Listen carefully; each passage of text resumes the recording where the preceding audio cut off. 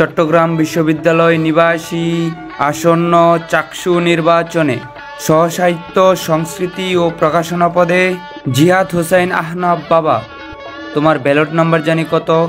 3 বার আমাদের জোরে বলো। বলো বাবা বলো, লজ্জা নেই, বলে ফেলো। একটু জোরে বইলো। Ballot number 3। আলহামদুলিল্লাহ। বাবা একবার বলেছো, আরো 2 বার বলতে হবে, এটা 3 বার বলতে হয়। একবার তো বলেই ফেলছো, আর 2 বার বলো, সমস্যা নেই। আরে বাবা ব্যালট নাম্বারই তো বলো। Ballot number 3। পড়াবো না, বিয়ে পড়াবো না।